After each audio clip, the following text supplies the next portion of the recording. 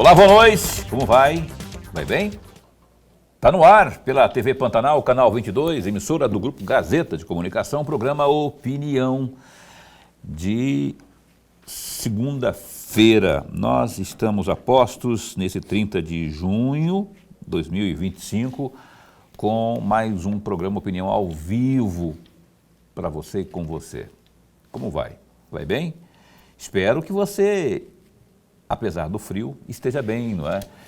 É porque aqui em Cuiabá você sabe como é que são as coisas, né? Dá um ventinho, já é frio. E esse aqui nem é ventinho, é frio mesmo. E a gente está aqui, mesmo assim, com frio, sem frio, com calor, sem calor, ao vivo no nosso canal 22, na TV Pantanal do Grupo Gazeta de Comunicação, Rede TV.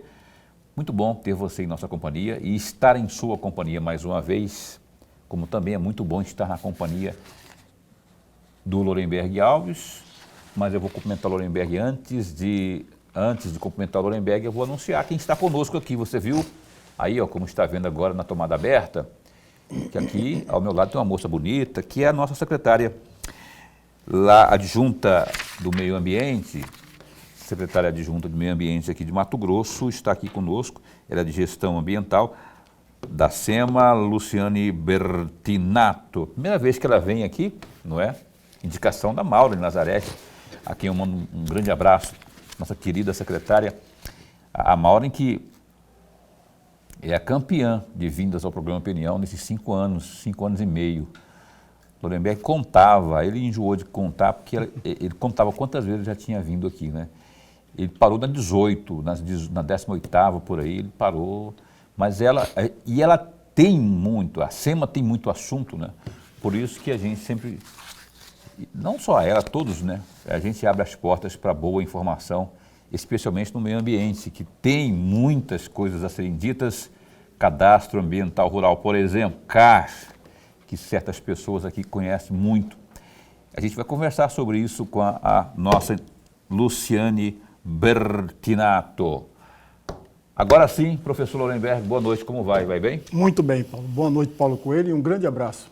Mas um grande abraço mesmo a todos os nossos telespectadores, a razão maior do nosso programa. Você chegou reclamando do calor e esse frio aí, bicho. Na verdade, eu não tinha visto nenhuma previsão no fim de semana passado para hoje, né? Mas dizem que anunciaram isso aí, anunciou aonde que eu não estava vendo isso? Não, eu também não tinha ouvido falar. E disseram-me que começou pela madrugada. Eu só sei que eu fiquei em casa à noite, não saí, não vi nenhuma situação de frio no domingo. Eu também, por isso que eu estranhei, né? Eu falei, mas menino, velho. Para tomar banho que é difícil, Lorenberg, porque você toma banho na água quente, é bom quando você entra, mas para sair debaixo do chuveiro, terrível. Você leva cobertor, você leva tudo para não pegar aquele ventinho frio, é sem graça demais aquele. E tem que tomar banho, né? Porque a natureza exige isso. Então, olha só, a opinião está aqui hoje com a nossa querida secretária adjunta de Gestão Ambiental, Luciane Bertinato. Secretária, obrigado por ter vindo aqui, por ter aceito ao nosso convite, não é? Eu falei agora há pouco do cadastro ambiental rural, que ele já emanava muitas dúvidas e era, de certa forma, até certo tempo, alvo de críticas quanto à burocracia, que era muito, que não era descentralizado, faltava informação. A senhora esteve, por exemplo, agora recentemente em Tangará da Serra, no tete-a-tete, dirimindo dúvidas e tentando providenciar os melhores caminhos, né? Eu gostaria que a senhora já começasse a falar do CAR e como é que está sendo essa peregrinação pelo Estado tratando da questão do CAR. Boa noite, bom tê-la aqui. Boa noite a todos os telespectadores. Obrigada pelo convite, Paulo. Obrigado, professor Lorenberg. Muito bom estar aqui com vocês. Levar conhecimento é uma das coisas mais importantes para a SEMA. Como você bem citou, é complexa a situação, vende-se a ideia de que o CAR é só um cadastro e que é fácil de fazer, né? Na verdade, não é. Eu sempre falo aos produtores rurais, e nessa minha caminhada ao longo desses 7 anos e meio na gestão, abrindo as portas da SEMA, atendendo o produtor rural. Então, ultimamente, nos últimos 2 anos, nós estamos fazendo realmente uma peregrinação. Você foi feliz em dizer que estamos numa peregrinação. Fizemos aí muitos mutirões, levamos os técnicos da SEMA para o campo, para que a gente pudesse atender o produtor rural, atender o responsável técnico e explicar o que é toda essa tratativa. E eu sempre falo, numa linguagem muito simples, que o cadastro ambiental rural, Paulo, ele é como se você pegasse um papel e uma caneta e você desenhasse a sua propriedade. Vou desenhar o polígono da minha propriedade, vou desenhar os rios que tem na propriedade, a vegetação que eu tenho ou eu não tenho ao redor de uma beira de rio, de uma nascente, a minha sede da fazenda, a área de produção, enfim, esse é o cadastro ambiental rural. Então, ali você começa a aplicar o Código Florestal Brasileiro a uma propriedade. Tem curso d'água? Qual é a metragem que eu tenho que ter ao redor dos rios? Quanto de reserva legal eu tenho que ter?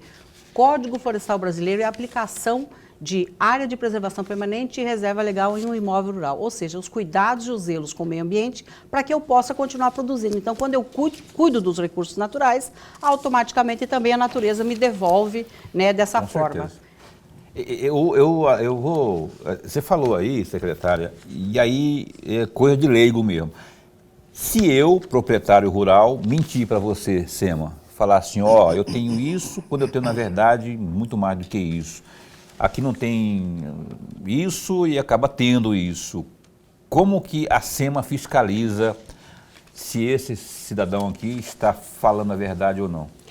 Hoje você já entrou no assunto que é o tema agora principal da Secretaria de Estado e Meio Ambiente, que é o CAR Digital 2.0. Ao longo do ano de 2023, nós fizemos aí vários mutirões no campo. Nós fomos para 10 regiões, professor. Nós visitamos mais de 80 municípios e atendemos mais de 5.000 processos e nós não conseguimos validar cadastro. Porque uma coisa é eu cadastrar e outra coisa é eu validar a informação do CAR de acordo com o Código Florestal Brasileiro. E quando o senhor toca na situação de que, eu botei uma informação no meu CAR lá, vamos ver se passa, né? Aquela velha história, vai que cola, né? Que eu consiga. Hoje nós não temos mais essa condição dentro do órgão ambiental, ou seja, porque nós temos imagens de satélite de alta resolução. Tempo real? Nós temos em tempo real as imagens Planet, nós temos um histórico de imagens que busca lá 1984, né? Como era essa propriedade desde 1984.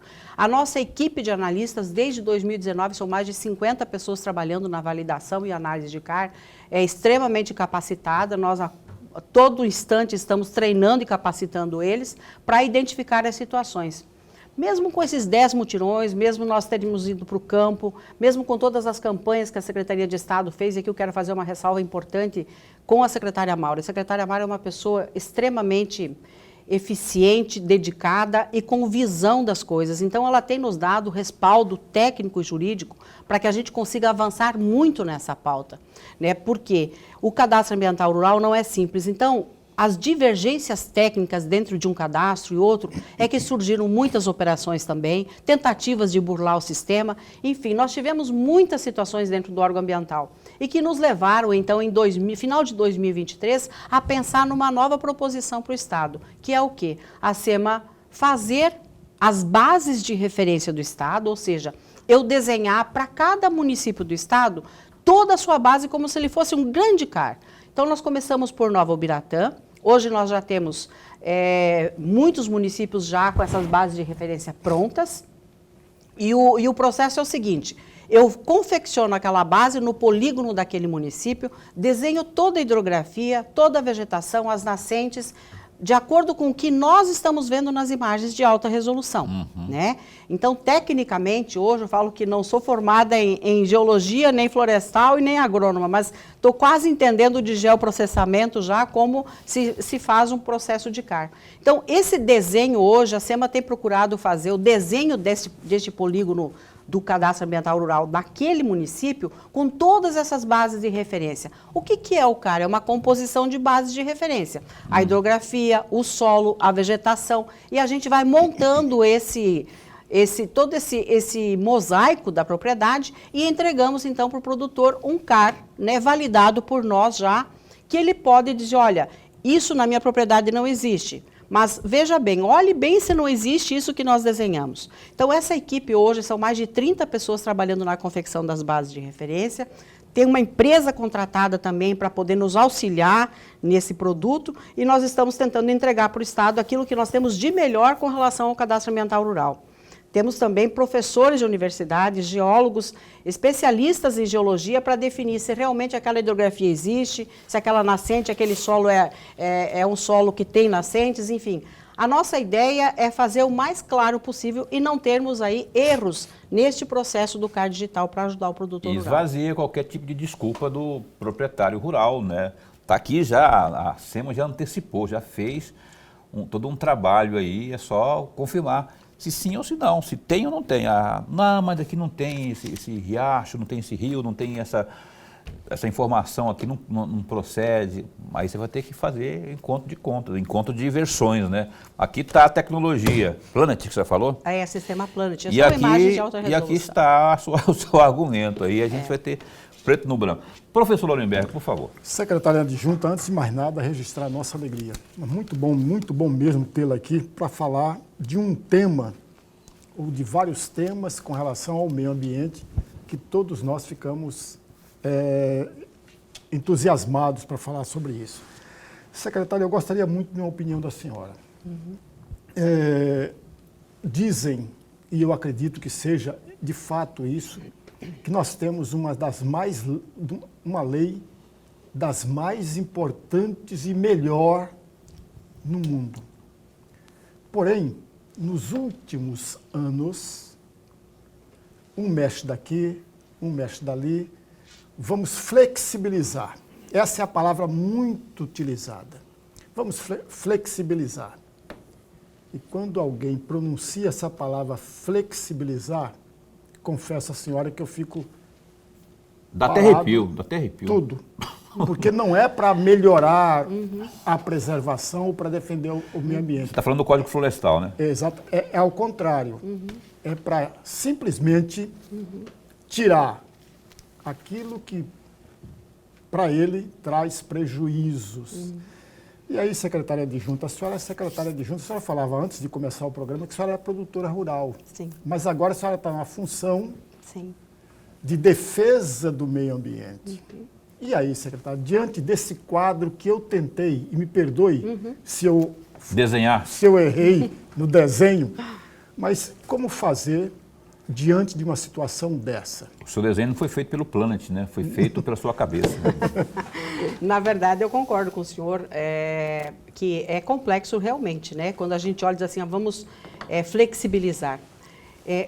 Se nós formos olhar, o Código Florestal Brasileiro é o código mais rígido do mundo com relação à questão ambiental. Nós já, nessas idas e vindas, né, dentro da Secretaria, a gente já viajou para vários países, já teve conhecimento de vários trabalhos feitos ou nos Estados Unidos ou na Europa, em vários locais, e nada se faz igual se faz no Brasil, né? Nenhuma propriedade em outro país tem reserva legal como nós temos. Por exemplo, na floresta nós temos aqui a necessidade de ter 80% de floresta, eu posso trabalhar em 20%, então o senhor imagina que numa área de 100 hectares eu tenho que preservar 80 e produzir em 20, né? Não significa que esses 80 não são produtivos, porque eu posso fazer aí exploração florestal, posso fazer aí coleta de produtos extrativistas, enfim, ela é viável também. Mas aí nós caímos numa situação que aquilo que eu colho nesse local, por exemplo, castanha, a dificuldade de eu comercializar, de eu transportar, de eu fazer com que esse mercado ele se movimente. Então, é óbvio que nós temos aí uma divergência muito grande com relação a dizer o Código Florestal Brasileiro, ele vai tentar flexibilizar. Hoje, o produtor rural, ele tem uma responsabilidade muito grande na sua propriedade, né? Nós, eu já estou nessa função há 22 anos, né? Comecei em Lucas do Rio Verde como secretária de Agricultura e Meio Ambiente lá em 2003 e digo a você que nenhum lugar pratica o que nós praticamos aqui. Não é de interesse de um produtor rural ter problemas ambientais porque ele vai prejudicar a produção dele. Se ele não quiser cuidar, ele vai ter problemas na produção, ou seja, o clima, nós vamos ter dificuldades no clima, nós não vamos ter a conservação da água, e tudo isso para ele é importante. O fogo, por exemplo, numa propriedade rural. O fogo é uma tragédia quando você tem isso numa propriedade. Nós tivemos casos, por exemplo, em 2008, 2009, em Lucas do Rio Verde, de fogos que pegaram, né, que teve problema na palhada de milho, e a queda na produção foi de 8 sacas por hectare de um ano para o outro, por ter queimado toda aquela massa que estava ali protegendo o solo. Então, o Código Florestal Brasileiro, hoje, ele não flexibiliza nada. Ele é um código rígido e faz com que a gente tenha responsabilidades. O que aconteceu quando confeccionou-se esse Código Florestal Brasileiro? Nós tínhamos um código de 1965. E esse código, ele nunca foi aplicado, de fato, nas propriedades rurais, né? Então, quando se começou a trabalhar isso de uma forma muito forte, vamos citar aí o projeto do MT Legal, né? Que lá em 2008, 2009, foi o MT Legal aqui no estado de Mato Grosso, nós já tínhamos a LAU em 1965, nós vimos depois com os processos de licenciamento, e aí vem o Código Florestal em 2012. O que acontece? Esses produtores, então, até essa época da discussão do Código Florestal Brasileiro, não tinham assessoramento, tinham muita dificuldade de saber como se aplicar isso. Nós tínhamos aquela situação na região do estado de Mato Grosso, que era, vamos integrar, né, para não entregar a Amazônia. Enfim, eram várias propostas, inclusive do governo federal, de ocupação dessas áreas. Mas a instrução de como fazer é que era falha. Então, muitos incorreram em erros e que a dificuldade foi grande. Então, em vez de eu ter reserva legal aqui, que eu abri tudo, eu posso compensar em outra propriedade. Eu vou ter que ter a reserva legal. Os casos mais críticos, então, de benefícios que o Código deu, foi para pequenos produtores rurais, né, até 4 módulos, e aí varia muito de município para município. Mas hoje, a restrição de você abrir uma área, você trabalhar uma propriedade, quem desmatou reserva legal depois de 2008, vai ter que recuperar na propriedade. Eu não tenho outra alternativa a não ser recuperar. Então, é bastante complicado você aplicar o Código Florestal num imóvel, com essa regra rígida que nós temos aqui hoje. Ô, secretária, essas pessoas que eventualmente, ainda que haja prova, batom vermelho na cueca branca, sabe como é que é, Lorenberg? Aquele batomzão que deixa que não tem como escapar, que ele, proprietário rural, está errado, ele tem alguma margem de tempo recursal? Como é que funciona isso aí? Você me flagrou, eu estou batendo, dando murro em ponto de faca, dizendo que eu estou certo, só que você vem com a prova, não, seu Paulo, eu respeito muito você e sua mãe, mas você está errado, você acabou de aqui está a prova, aqui. O que eu posso fazer para recorrer para que eu não tenha penalidades mais severas? Uma das coisas importantes, e eu digo sempre, e em todas as reuniões que eu faço com as instituições representantes do setor produtivo, é que o produtor precisa entender do cadastro ambiental rural, que nem ele entende da produção.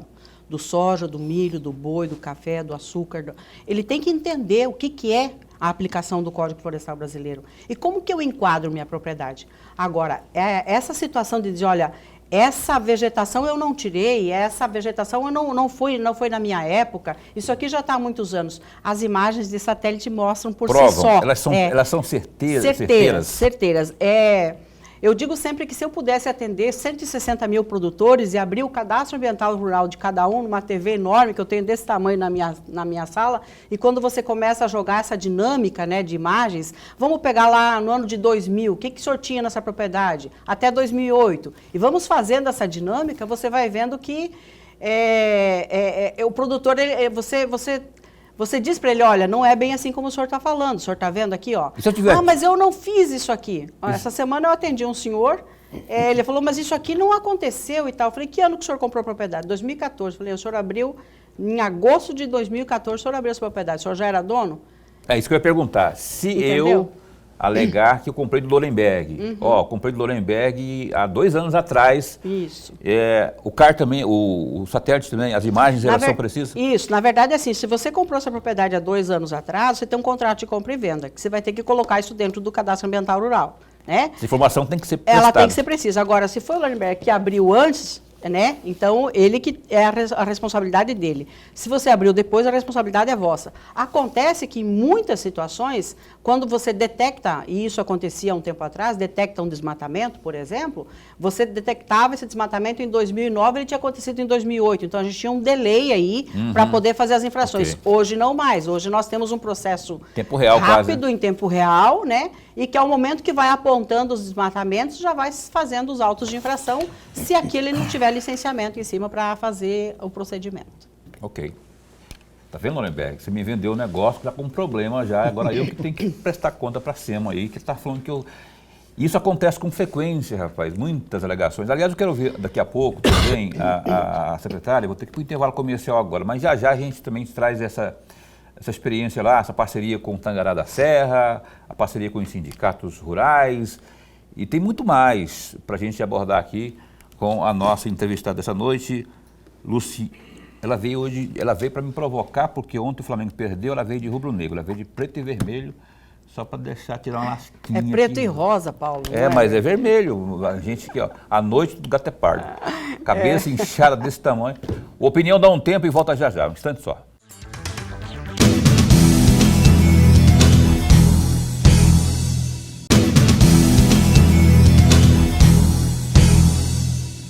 Olhando aqui o nosso GD, que é o Gazeta Digital, cá estamos de volta ao vivo. Aqui está conosco a secretária adjunta de Gestão Ambiental, lá da SEMA, Luciane Bertinato. A gente já continua o nosso bate-papo informativo com ela.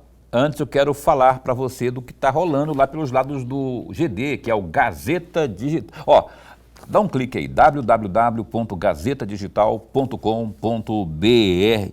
Lorenberg do céu, olha só, em um café da manhã, servido em sua própria casa, em Cuiabá, o vice-governador Otaviano Pivetta, do Republicanos, deu o tom aos convidados sobre a disputa ao governo de Mato Grosso em 2026 e foi categórico ao garantir para aliados, abre aspas, sou candidato independente do que aconteça, fecha aspas.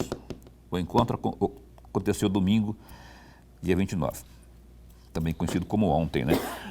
A frase marcou um momento mais incisivo de uma reunião com um clima político afiado, café quente, alinhamentos estratégicos. Até agora, Pivetta se movimentava sem muito alarde. A reunião marcou a sinalização clara de que não pretende abrir mão da candidatura ao Palácio Paiaguás e, como se sabe, né, já vinha sendo ventilado isso há muito tempo, isso se ventila diante aí de alguns impasses enfrentados pelo governo do Estado. Esse encontro, essa reunião, nomes já conhecidos do cenário local, como o presidente e o vice-presidente do Partido Novo em Mato Grosso, Sérgio Antunes e Paulo Henrique Araújo, o secretário de Fazenda Rogério Galo, além do empresário Álvaro de Carvalho, se fizeram presentes. Ó, dá um clique aí, tem mais detalhes sobre essa notícia de bastidor político aí. Uma outra também, não fugindo da política, o senador Jaime Campos, do União Brasil, que tem batalhado nos bastidores para viabilizar sua campanha ao governo do Estado, afirmou que seu histórico vitorioso e também a sua aprovação aí popular são habilidades mais que suficientes para que seu partido o escolha na disputa pela sucessão do Executivo Estadual, que vai acontecer o ano que vem. Em entrevista ao Gazeta Digital, o experiente político reforçou o currículo político e afiança estar preparado para percorrer Mato Grosso no ano de 2026, quando ele terá 73 anos. Aspas. Jaime Campos disputou as 6 eleições e passou a régua nas 6. Ganhei porque respeito a população, sobretudo, especialmente daqueles que votaram e confiaram em mim. Sou um político que permanece o mesmo, não o que depois das eleições é só tchau, tchau e bye, bye. É o jeito Jaime de ser, né, Lorenberg Alves? Ele dizendo que tem um histórico que a gente tem que respeitar, a gente sabe que ele tem um histórico que a gente deve respeitar, né? Agora, que serve como regra, ganhei as 6, não vou ganhar sempre. A autoconfiança é bonito, tudo bem, beleza, mas tem que combinar com o povo primeiro, né? E o outro lado é o Piveta, que bateu o pé, tá falando grosso, Piveta falando grosso, e está dizendo que, independente de qualquer coisa, ele será candidato. Que vem aí, eu não entendo mais nada disso. Mas tem que ter autoconfiança, tem que ter persistência, e faz parte também da neurolinguística, do marketing pessoal, né, Lorenberg? Paulo e amigo telespectador, farei 2 observações para o amigo telespectador começar a refletir sobre o cenário. De um lado, o Jaime Campos, e o Paulo está coberto de razão. O Jaime Campos passou pela prefeitura, passou pelo governo do estado e está no seu 2º mandato de senador. Portanto, tem uma longa experiência, tanto no parlamento quanto no executivo. E o Jaime Campos, todos nós sabemos disso, que ele não vai em bola dividida. Ele está saindo de uma disputa à reeleição, porque ele tem direito para fazê-lo, ele tem preferência para fazê-lo do seu partido, e vindo para o governo do estado. Na verdade, amigos, é bom a gente abrir um parênteses aí e explicar. Há muitas especulações nesse período do ano que antecede um ano eleitoral. Então há muitas especulações. Muitas vezes o político, de uma forma geral, ele vende determinadas imagens, determinada notícia, determinada situação para colher lá na frente algo muito melhor do que ele está vendendo agora. Faz parte exatamente do jogo. Da estratégia. Por outro lado, tem a questão do vice-governador do estado. É preciso fazer 2 registros aí. O primeiro deles, o Otaviano Piveta está com o Mauro no mesmo grupo do Mauro Mendes oficialmente desde 2010, quando os dois disputaram o governo do estado e a vice-governadoria e perderam as eleições para o Sival Barbosa. Mas antes disso, eles já estavam no partido juntos, o Mauro no partido, depois, e antes do Mauro, o próprio Piveta no PR. Não nos esqueçamos que o Mauro disputou a primeira vez candidato à prefeitura de Cuiabá no PR, hoje PL. Ok, amigos? E ganhou depois no PSB. Então, os dois estão juntos já há algum tempo. Há um acordo entre eles, um acordo de cavalheiros, evidentemente, de que, uma vez, se o Mauro sair para vir a disputa ao Senado ou ficar no governo, ele apoie o Otaviano Piveta para o governo. Mas aí tem um problema. Tem um problema que os jogadores de bilhar, e o Paulo foi jogador de bilhar e sabe muito bem disso, a chamada sinuca de bico. O que é isso praticamente? O Jaime Campos é do União Brasil, o Mauro do União Brasil, o Otaviano Piveta no Republicano, que pode juntar com o MDB, portanto construir aí uma federação. Mas tem uma janela aí que vem pela frente em março. Janela partidária. Mas o governador não precisa da janela, ele pode migrar para um outro partido a hora que ele quiser. O senador pode migrar a hora que ele quiser. O senador também. Com exceção dos deputados federais e dos deputados estaduais. Mas os outros não. E aí tem uma sinuca de bico. Como vai construir isso? O Jaime vem como candidato do União Brasil e junto com o PP, governador do estado, e o governador Mauro Mendes, candidato ao Senado, vai apoiar quem? Vai apoiar o candidato do seu partido ou vai apoiar um candidato de um partido diferente, mas do mesmo grupo dele? E eu volto a insistir, amigo. Grupo político é uma coisa, partido político é outra muito diferente. O Otaviano Pivetta e o Mauro Mendes pertencem ao mesmo grupo político, porém em partidos políticos diferentes. Mauro Mendes, fidelidade partidária ou fidelidade de grupo? Essa é a tônica desta problemática que Lorenberg trouxe aqui agora. Vai ter que escolher, né? Eu, conhecendo o Mauro Mendes, a história dele como conheço, né? Olhando, evidentemente, obviamente, para trás, desde quando ele começou, eu chutaria que ele escolherá o grupo, né? Porque ele banca muito, ele fala muito isso, né? E até agora tem sido de grupo, né? Então vai destoar. Eu acho pouco provável isso. Talvez pesquisas, né?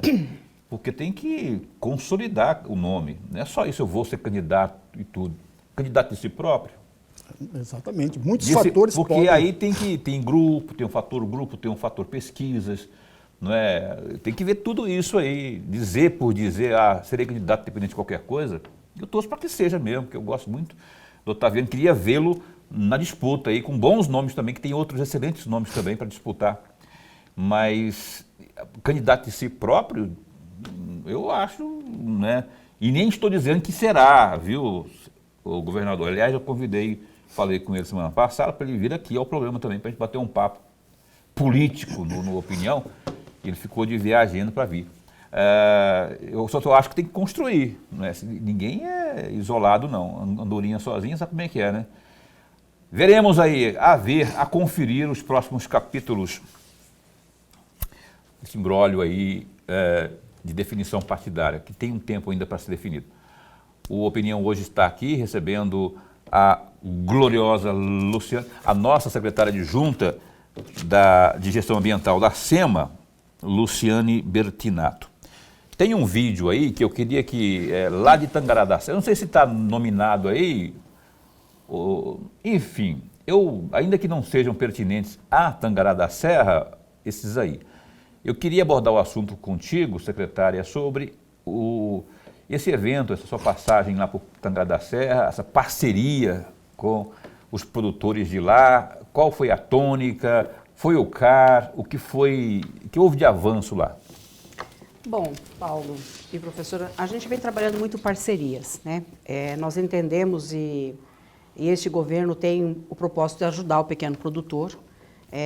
Fiz algumas abordagens também com a secretária da Agricultura do Estado, né, a pedido do senhor Otaviano, para que a gente pudesse trabalhar bastante em parceria SEMA com a agricultura familiar, por conta de que há uma necessidade muito grande de engajamento. E nesse momento aqui eu preciso agradecer imensamente a Prefeitura de Tangará da Serra, o Sindicato dos Produtores lá, liderado pelo seu presidente, o senhor Romeu, que em nenhum momento hesitou em assinar um acordo de cooperação conosco para a gente poder fazer. Essa senhora que foi mostrada aqui no vídeo, ela me emocionou, porque ela pegou na minha mão, a hora que ela chegou, ela disse assim, olha, eu não acredito que eu estou recebendo meu CAR e vou conseguir buscar um financiamento agora para produzir, vou pegar um Pronaf e vou conseguir financiar a minha atividade, custear minha propriedade agora. Já Tangará da Serra, isso aí, vocês não acreditam? Em Tangará da Serra. Esse foi um momento que nós assinamos esse acordo. A provocação foi no ano passado, e contei muito com a ajuda também da secretária Maureen, né, no intuito de dizer, Luciane, vamos lá, vamos fazer. Sindicato dos Produtores, o programa PCI, que é Produzir, Conservar e Incluir do Estado de Mato Grosso, a Empaer também é a nossa parceira. Nós contamos com a ajuda da Assembleia Legislativa em muitos eventos que nós fizemos, né, o deputado Max sempre nos ajudou muito. O deputado Dr. João agora também nos procurou para que a gente pudesse ampliar esse trabalho lá em Tangará da Serra. E assinamos o acordo de cooperação no início do mês de fevereiro e agora em junho, 100 dias depois, nós entregamos 100 cadastros ambientais rurais. Olha só, 100 cadastros. Em 100 dias, 100 cadastros. Isso aí em que ocasião exatamente lá? Lá na sexta-feira de manhã, né, na Associação Comercial, nós recebemos esses produtores e produtoras rurais lá para entregar o cadastro ambiental rural desse projeto. E foi uma coisa, essa senhora me emocionou porque ela disse, eu jamais imaginava, agora eu acredito que é possível, porque Olha nós só. temos a ajuda de vocês. Uma ajuda segura, inclusive, né? Exatamente. Então, assim, sempre se olha para o órgão ambiental, para a SEMA, como um órgão que tenta punir, que tenta, né? Na Burocratizar. verdade, não é isso. Nós queremos ajudar. Então, a provocação que eu faço aqui, abrindo esse espaço que vocês estão abrindo para a gente aqui, é muito importante.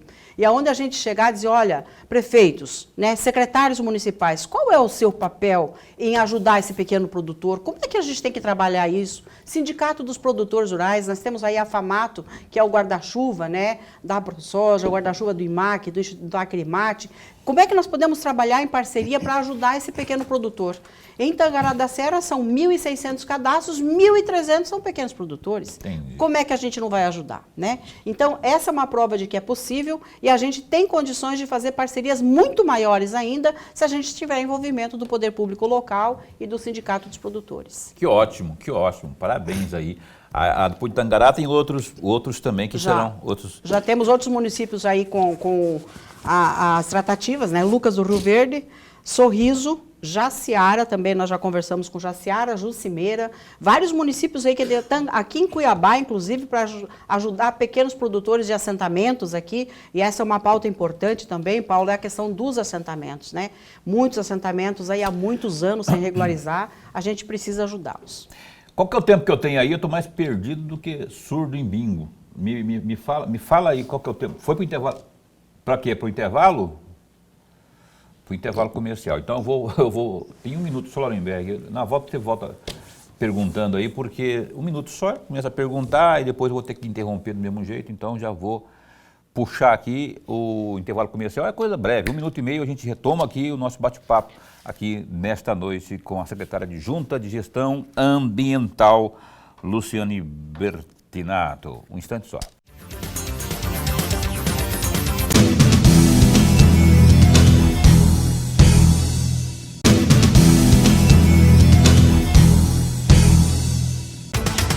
Bem, a gente retoma aqui o programa Opinião nesta noite de segunda, aqui falando de meio ambiente, mais especialmente sobre o CAR, Cadastro Ambiental Rural, que está dando muito certo em Mato Grosso, viu? Para o seu governo, para o nosso governo.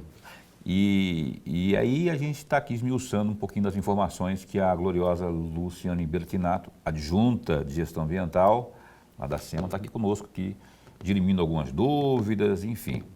Professor Lorenberg, por gentileza. Secretária adjunta, no primeiro bloco, em uma das respostas que a senhora nos deu, a senhora disse com todas as letras, o produtor rural precisa conhecer e deve conhecer o Código Florestal e, ao conhecê-lo, aplicá-lo na sua propriedade. No bloco anterior, a senhora disse que a SEMA, ao contrário do que muitas pessoas dizem, ela não é apenas punitiva, ela não é apenas fiscalizadora, mas ela também é um órgão, uma secretaria que pode auxiliar o produtor rural. E aí eu gostaria muito de uma reflexão da senhora a partir daí. Por quê? Porque o grande proprietário, secretário, e a senhora sabe disso muito mais do que eu, ele pode contratar um profissional, ele pode contratar um agrônomo, ele pode contratar um geólogo, ele pode contratar uma série de profissionais, porque embora ele não saiba ler, esse proprietário, mas ele contrata esses profissionais que podem auxiliá-lo de todas as formas, de todas as maneiras. Porém, o pequeno produtor, aquilo que nós chamamos de agricultura familiar, que toca aquele pequeno sítio, ou o assentado, eles não têm esta habilidade e muito menos dinheiro, a possibilidade para contratar alguém. Onde que entra a SEMA nesse cenário? Oferece esse conhecimento gratuito, porque, nem o Lorenberg falou, mexer no bolso é prejuízo para aquele que já está dando, né, suor ali para... Essa colocação é extremamente importante, professor, porque hoje o nosso foco, o nosso olhar está para este pequeno, justamente pela falta de conhecimento e a necessidade desse aporte técnico para que eles possam, de fato, ter a sua propriedade desembaraçada, o cadastro ambiental rural validado, uma autorização provisória de funcionamento emitida, para que ele possa, de fato, chegar lá no banco, custear a sua produção. Mas não só isso. o cadastro ambiental rural por que nós estamos motivados nesse trabalho? Porque a agricultura familiar hoje no estado de Mato Grosso, ela representa um grande número de produtores. Como eu falei antes, de 160 mil cadastros, 130 mil são pequenos produtores, abaixo de 4 módulos.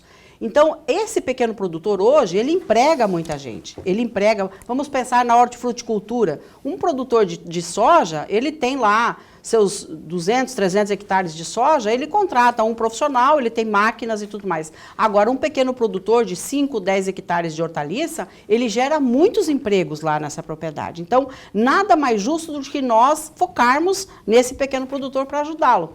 Então, essa possibilidade de fazer isso, ela é eminente, ela é necessária, ela é urgente. Se você for conversar com um pequeno produtor, ele mal e mal conhece de como ele tem que trabalhar na propriedade. Então, a assistência técnica é importante. Quiçá, professor, a questão do Código Florestal Brasileiro. E contratar um bom profissional custa caro, que ele não consegue viabilizar pela propriedade dele. Então, o que nós estamos fazendo? Dizendo, olha, quem está com vontade de ajudar a gente? Quem que quer nos ajudar?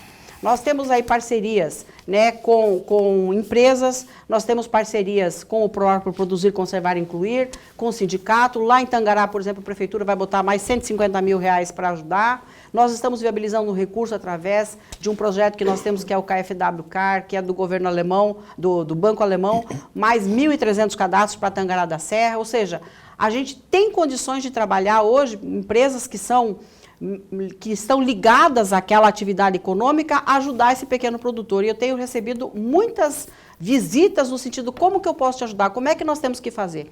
Mas é importante ressaltar que não é só a SEMA. A SEMA está de portas abertas e olhando para isso numa outra conjuntura, né? Mas é preciso que o município olhe para isso também, que o Sindicato dos Trabalhadores, que é o sindicato que atende o pequeno produtor, a EMPAER, a Secretaria de Agricultura Estadual, a Secretaria de Agricultura Municipal, né? O Sindicato dos Produtores Rurais, lá que é o sindicato patronal. Para você ter uma ideia, lá em Tangará, o presidente lá vai abrir um núcleo agora de pequenos produtores dentro do sindicato para atendê-los. Então, esse é um trabalho que é gratificante, que ele vai ter resultado e ele vai ajudar na economia do estado de Mato Grosso, na geração de emprego e renda do pequeno produtor. Eu vi, recente, no passado, aí, não muito distante, o governador todo orgulhoso, o governador Mauro Mendes, todo orgulhoso, o Pivetta também, falando de forma muito orgulhosa. O Mauro e o Pivetta têm situações diferentes do 2.0, do CAR 2.0. E aí eu devo lhe perguntar, caríssima secretária adjunta Luciane, a diferença a abrangência, por exemplo, dessa versão para outra. E eu ouvi falar de 50 e poucos municípios, mas assim, 50 e poucos municípios já contempla o todo, porque eu imaginava que fosse muito mais, né, de municípios com esse potencial aí de... Enfim, eu queria que você explicasse esse dinamismo e o que significa a mudança para o 2.0 e a abrangência também. É importante ressaltar que o pedido do CAR Digital é um pedido da gestão do governo do estado, através do governador Mauro Mendes, junto com o Pivetta e a secretária Maura. Então, o que nós estamos fazendo? A gente está fazendo base de referência para o estado todo. Estão prontos 50 e poucos municípios. Estão na base do CAR Digital quase 40 municípios já, rodados na base do CAR Digital. Mas até o final do ano nós devemos fazer 138 municípios. Entendi. Tem uma meta, a gente vai então fazer, eu vou confeccionando essa base, né, de referência. Paulatinamente. Exatamente. Então, vou validando essas informações, vou fazendo com que esse processo todo ele seja muito dinâmico com a equipe da SEMA, juntamente com a empresa contratada, para que eu tenha as bases de referência. Então, até o final do ano, 138 municípios devem ter a base do CAR Digital prontas, já rodadas no sistema do CAR Digital. E os 4 municípios do Pantanal, aí nós vamos deixar para 2026, porque são bastante específicas as situações do Pantanal, né? A gente vai ter que ter um olhar bastante delicado para como nós vamos vetorizar o Pantanal e como é que nós vamos fazer o CAR Digital para o Pantanal. Cuiabá já está com CAR Digital? A cidade de Cuiabá? Sim, Cuiabá já tem a base de referência pronta e já está rodando no CAR Digital 2.0. Várzea Grande, aqui a Baixada Cuiabá já eu acho que Várzea Grande, eu não confirmei hoje, mas a gente tem aqui A maioria dos municípios já da área de produção de soja, né, já estão com o CAR digital, e muitos outros municípios, como você disse, são 54 municípios aí que estão prontos. Mas a gente tem já iniciado o trabalho, passa de 80 municípios que já iniciou o trabalho da confecção de base. Como eu falei, uma equipe foca na hidrografia, desenha os rios, as nascentes, depois a outra equipe vai focar na vegetação, na área de produção e assim por diante. Está bem, então, a SEMA de material humano, né, desses profissionais, não são quaisquer, são profissionais muito experientes, qualificados para dar conta desse recado. E cada vez mais a tecnologia exige isso. Então, assim, você está dizendo que essa programação aí, até o final do ano, tanto, 138, e tem todo esse material, esse trabalho que já foi feito, então significa dizer que em termos de equipe técnica, está bem, ou se existe algum no radar aí expectativa de ampliar de forma direta ou por concurso? Concurso público já está previsto, né? Mas o concurso público aí eu falo para o governo como um todo, né? Então a SEMA vai ter lá os seus cargos, concursos públicos, mas a gente vem fazendo de uma outra forma, que são os processos seletivos. Então, desde 2019 nós fizemos os processos seletivos, contratamos 50 analistas e vemos tentando manter essa equipe de 50. Esse ano nós tivemos mais um processo seletivo, estamos colocando mais 20 analistas. Mas o que é importante ressaltar aqui, Paulo? Você tocou no assunto da equipe técnica. A SEMA hoje ela está bem servida de equipe técnica, seja na área do cadastro ambiental rural, seja no licenciamento, seja nos processos administrativos, a gente tem uma equipe boa trabalhando. Mas a gente precisa da equipe de fora, que são os nossos técnicos lá fora, né? Os responsáveis técnicos pelo processo. Então, essas capacitações, no ano de 2023, 2024, a gente ofertou essas capacitações. Olha, vamos olhar juntos aqui como é que a gente confecciona, como é que nós entendemos, como é que nós confeccionamos as bases. Enfim, é um crescer junto, né? Então, reforçar agora com o CAR Digital 2.0, por quê? Na verdade, o cadastro ambiental rural, nós temos um CAR, por exemplo, que passou 17 vezes vai para o nosso analista, volta para o técnico de fora, volta para a gente. Olha quanto tempo nós temos aqui.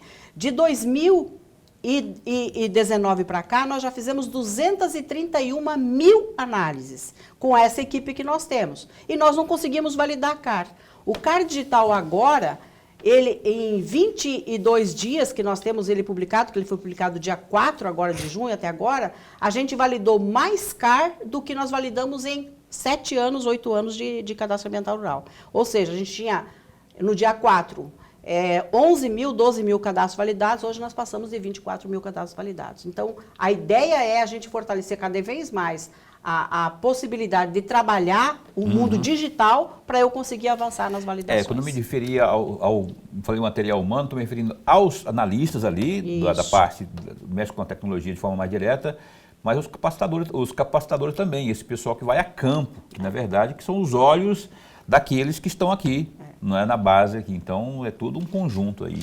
E concurso público importante nesse sentido, para preencher, ainda que na minha avaliação e expectativa não será muita coisa assim para a SEMA não, viu? Se eu for compreender o histórico. Mas enfim, qualquer ajuda que vier, né, nesse sentido, porque é muita demanda, nego. Estamos falando só do CAR, mas entra a parte de licença também. Fiscalização. Tudo isso. Lorenberg, por gentileza. Secretária adjunta, eu vou pegar exatamente um trecho da resposta anterior, não a essa, mas a anterior, que a senhora falou e que me chamou a atenção. Não é que as outras frases não chamaram, Sim. Chamaram também. Mas essa última frase me chamou mais a atenção porque é exatamente o assunto que eu gostaria de entrar. A senhora falou que, e eu acredito nisso porque eu já conheço também, que a SEMA tem um corpo técnico altíssimo nível. Tem também, trabalha com muita propriedade a questão da tecnologia e a questão técnica. E aí vem a minha pergunta, de um leigo. Qual é o período, qual é o espaço de uma análise para uma validação? Porque o amigo telespectador que não é familiarizado pode estar fazendo a mesma pergunta, secretária adjunta. Eu tenho uma análise, tenho um corpo técnico para fazer todo esse levantamento, toda essa análise, mas e o período para chegar à validação? E qual é a importância de se validar? E não fica apenas na análise. Essa pergunta é extremamente importante porque esse que é o gargalo, na verdade, né? Por isso que nós estamos trabalhando no CAR digital, que é de uma forma confeccionada as bases por técnicos e depois ele é um processo digital em cima de bases de referências validadas. Hoje, na verdade, todo esse trabalho que nós estamos fazendo, essas equipes técnicas todas, como eu já falei, elas são extremamente capacitadas, elas vêm sendo tratadas de uma forma muito importante, no sentido de dizer assim, olha, vamos ter o que nós temos, o de melhor dentro dessa propositura. O trabalho hoje, com os técnicos, a gente precisa replicar isso para o setor de fora. Por quê? Porque quando nós tratamos aqui dentro com muita tecnologia e a gente se aprofundou naquilo que é o Código Florestal Brasileiro. Isso que é importante citar. A secretária Maureen conduziu muitas vezes, e ela é advogada na área ambiental, então a formulação de decretos, de legislações, de instruções normativas, de procedimentos, né? Vamos estudar o assunto, e foram os temas que nós fomos abordando. Mas a gente percebeu que muitas vezes a equipe de fora não acompanha essa técnica toda que nós estamos implementando lá dentro. Então, um cadastro ambiental rural, para você ter uma ideia, se nós já fizemos 232 mil análises, por que não validou CAR? Por que não andou o processo? Por conta das divergências técnicas, por conta do entendimento de como numa propriedade eu aplico o Código Florestal Brasileiro, né? Como que eu enquadro o meu percentual de reserva de até 2.050% a partir de 2.080%? Como que eu faço a compensação? Se eu posso compensar ou não posso? Por que eu tenho que recuperar? Se eu desmatei depois de 2008, eu não posso compensar fora? Não, porque o Código Florestal... Então, o Código Florestal Brasileiro, aplicado a uma propriedade rural, é preciso que o técnico de fora tenha também muito conhecimento de caso a caso. São 160 mil cadastros, são 160 mil situações diferentes aplicadas ao Código Florestal Brasileiro. E esse é o grande desafio, para que a gente possa ter esse mesmo entendimento de fora. Então, o CAR digital, ele veio para dizer, olha, esse cara aqui foi confeccionado por essa equipe técnica da SEMA, na melhor precisão possível de imagens de satélite, né, e tudo mais. Como que você enxerga na propriedade? É isso aqui que nós fizemos, tá ok? Então, o CAR digital, ele vem com essa propositura agora. Antes nós tínhamos o CAR digital assim, ó, você aceita ou recusa o CAR? Nós tivemos uma negativa de mais de 80% nas pessoas que interagiram com o sistema, dizendo eu não aceito. Agora o CAR digital vem dizendo assim, olha, teu CAR está aqui, está validado por nós. Se você não concorda com essas informações, você vai retificar o seu cadastro. Você retificando o seu cadastro, você já vai encaminhar as peças técnicas necessárias para discutir aquilo que você está. Eu vou discutir área consolidada, essa hidrografia não existe. Então, você já manda, dentro do termo de referência de hidrografia, um laudo na retificação para que a gente possa, então, olhar e avaliar o seu laudo e te validar o CAR. Porque antes ficava assim, olha, meu técnico apontava o erro, mas ele não mexia no CAR. Ele diz, olha, essa hidrografia na minha base, ela existe. Você não vetorizou essa hidrografia como está na minha base. Ela realmente tem na propriedade? Devolvia para ele, ele voltava para nós sem cumprir a pendência.